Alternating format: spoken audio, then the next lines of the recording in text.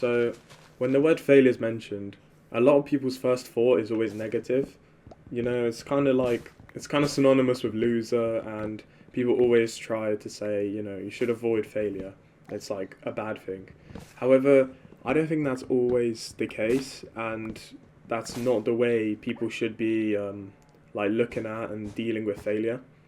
So to so basically, yesterday I was faced with two rejection emails back to back, and this is for a job interview. And usually I wouldn't care so much because, I can always apply again. But these were positions that I really needed because I'm trying to get into commercial banking, and these in particular were community banking jobs in similar banks that I would want to work with in the future. So it'd be easy to work up. You know how it is. But they both rejected me. One of them offered me an interview, which I guess I did bad at, and the other one I didn't even get to the interview phase in the second one. So, you know, I would be lying if I said that the rejection didn't hurt. However, rather than, blaming them and saying how dare they not give me the job, like how dare they, I instead had a look at my application.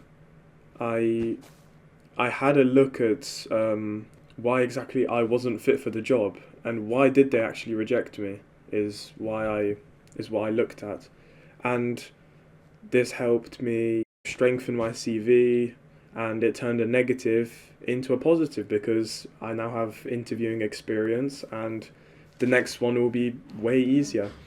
So, sort of building up off this topic, um, doing this helped me kind of realize that failure is just a part of success.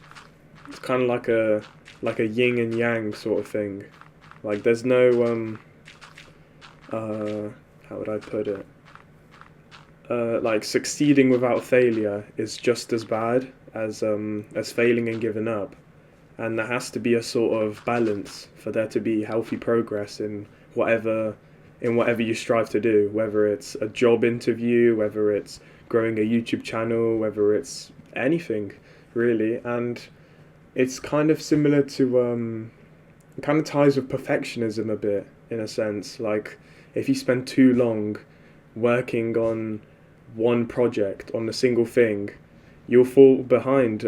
You'll fall behind someone that spends, uh, like the same time putting out consistent work, because they'll have more experience, they'll have more out there, and they'll have a better understanding of the thing that you're doing because you were too focused on that sort of one thing. If that makes sense. I don't know if I explained that right, but it makes sense in my head.